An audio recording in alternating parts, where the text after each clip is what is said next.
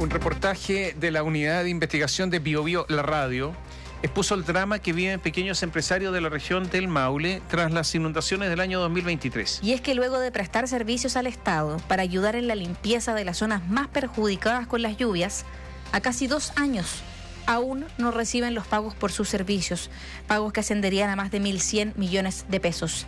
Néstor Aburto tiene todos los detalles, está en el estudio con nosotros. Hola Néstor, buenos días. ¿Cómo están ustedes? Muy buenos días.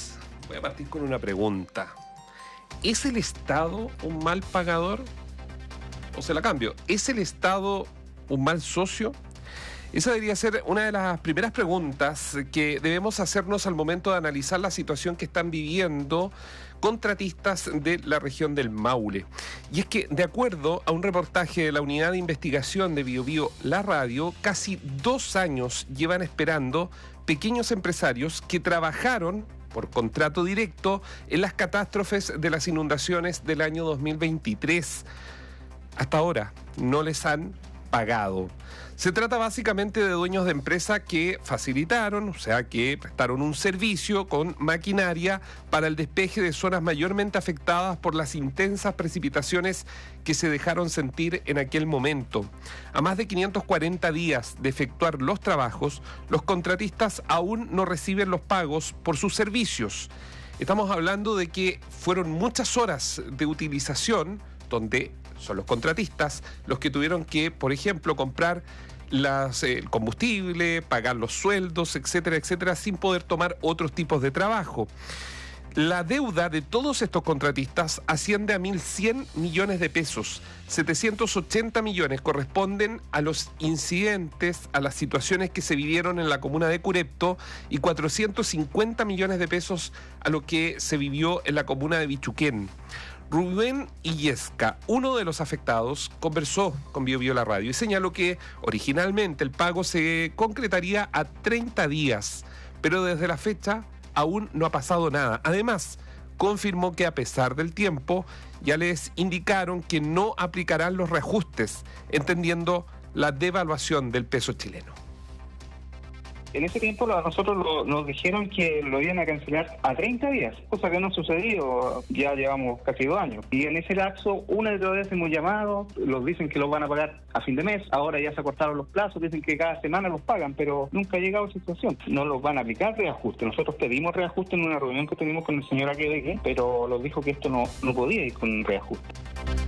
En materia política, uno de los primeros que levantó la voz denunciando justamente este escenario fue el diputado de Bópoli, Jorge Guzmán, quien aseguró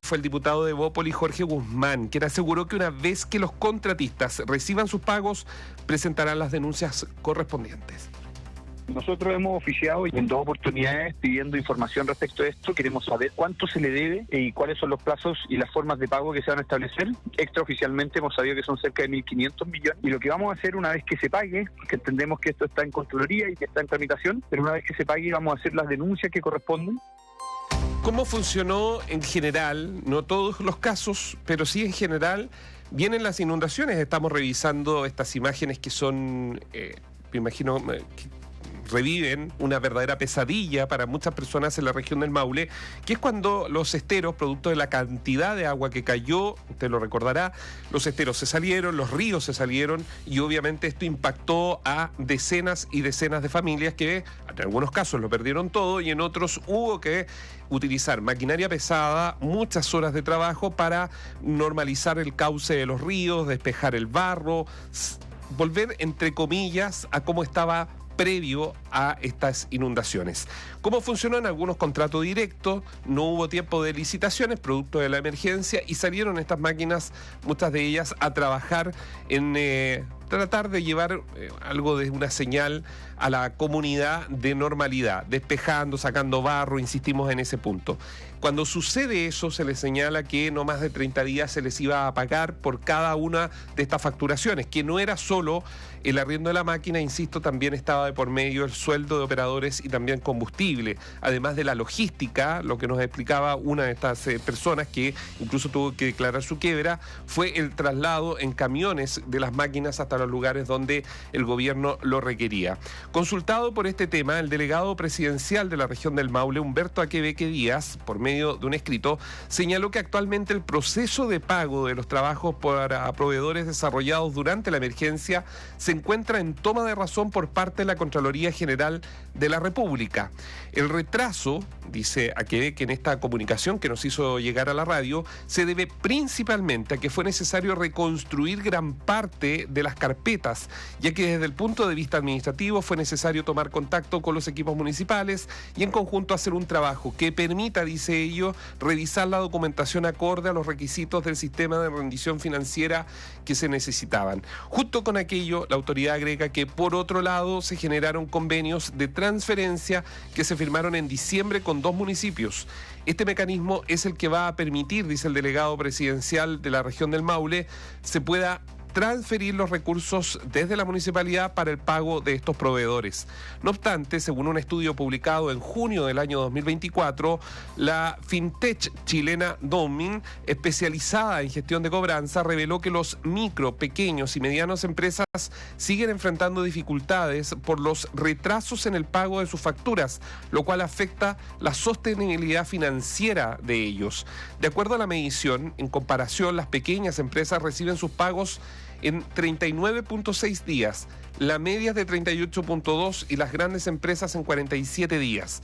Para el abogado y docente de Derecho Administrativo y magíster de la Universidad Autónoma, Alexander Linford, es necesario, dice él, avanzar en 3 materias que permitan agilizar los procesos de pago para las pequeñas y medianas empresas. Se podrían implementar 3 medidas administrativas. Primero, la creación de un fondo de emergencia que permita a las pymes recibir anticipos mientras se completan los trámites administrativos, una especie de mecanismo de pago rápido. Siempre hay que fomentar la transparencia y el control y para eso establecer plazos máximos de pago con sanciones por incumplimiento, una simplificación administrativa que conlleve la reducción de la burocracia, la rendición de cuentas y aprobación de pago. Claro, el Estado que siempre le exige a los privados, recuerden ustedes, la supervisión a través de la fiscalización, etcétera, etcétera, pero que a la propia ley le da una vuelta, digámoslo directamente, porque muchos de ustedes pueden recordar a Sebastián Piñera en su momento, el año 2019, cuando con globos y aplausos lanzaron una ley, la ley 21.131. ¿Cuál era el eslogan de la ley? Ley de pago a 30 días. ¿Se acuerdan? Que se hizo como una señal justamente para ayudar a los pequeños y medianos empresarios. Sin embargo, al día de hoy uno se puede preguntar, ¿es el Estado un mal pagador? La respuesta a todas luces parece obvia. Recordemos que en esa norma se establece que las empresas deben pagar sus facturas dentro de 30 días corridos desde su recepción y aplica a todas las empresas que emiten y reciban facturas en Chile, sin distinción por tamaño o rubro.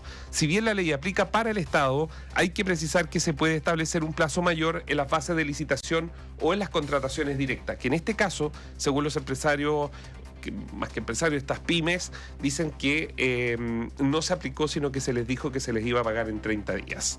Ahora, seguramente en el WhatsApp de la radio están llegando muchas historias que son también parecidas. Ayer por lo menos así se visualizaba sobre el tema del pago. Si un pequeño, Tomás, María José Auditores, si una pyme no tiene liquidez y pagando créditos, etcétera, etcétera, evidentemente entra en un default, entra en una quiebra. O sea, si no tiene liquidez no puede pagar a los trabajadores, no puede pagar las imposiciones, no puede pagar... ¿Qué hacen? Y resulta que son sancionados por el mismo Estado que no les paga. Es ridículo, es una cosa kafkiana y eso ha pasado muchísimas veces. Entonces, ¿y a quién le reclamas tú? Y después el Estado te dice, mira, pero nosotros además no te vamos a pagar con intereses. O sea, le pagan una suma devaluada. Y si ha conseguido crédito para pagar al mismo Estado, esos créditos tienen intereses. Es pérdida por todos lados. Y si es que no paga sus impuestos porque el Estado no le pagó,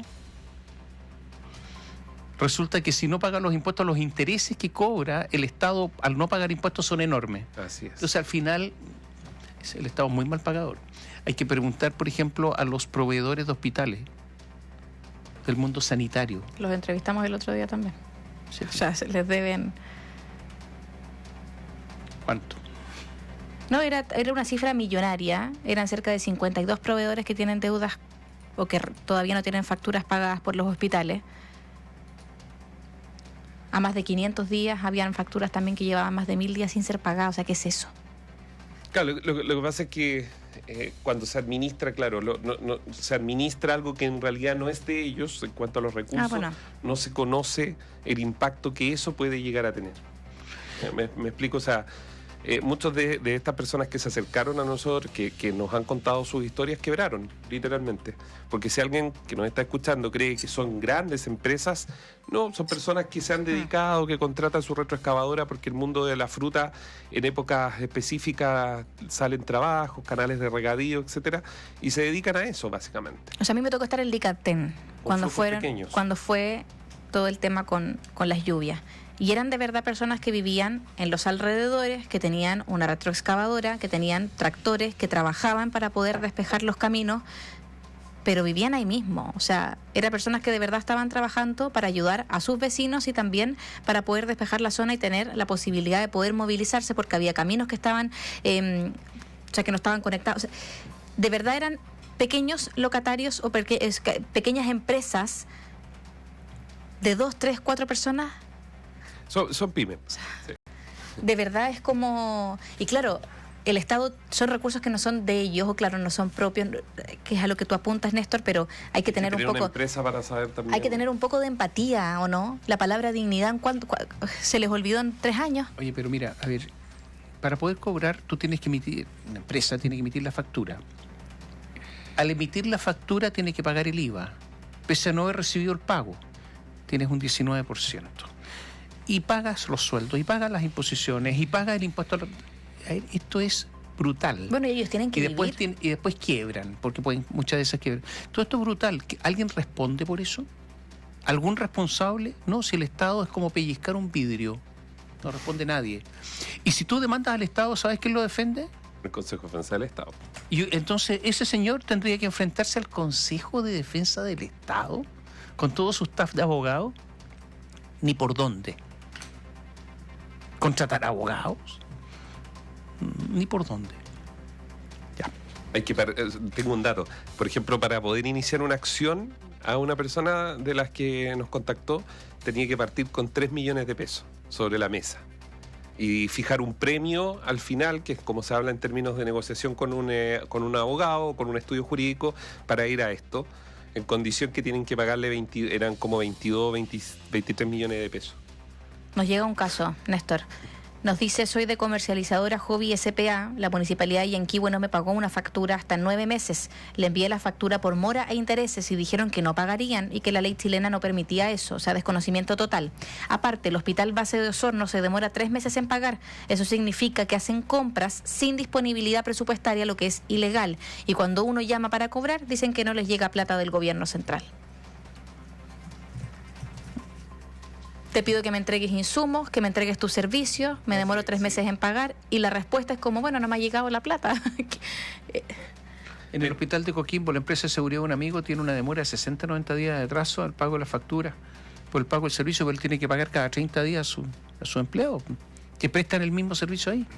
Una vez vendí un generador a la municipalidad de Iquique, esperé 1 año para que me pagaran. Un generador. Nunca más, nos dice. El problema es con plata devaluada, como dice Tomás, porque con el IPC que va galopante y con la inflación que no se logra controlar, evidentemente lo que se vendió hace 1 año versus lo que costaría hoy día, hay una diferencia. Ya, van a llegar muchas historias. Usted puede leerlo en biobiochile.cl, en la unidad de investigación. Ahí están también los detalles de lo que está pasando en la región.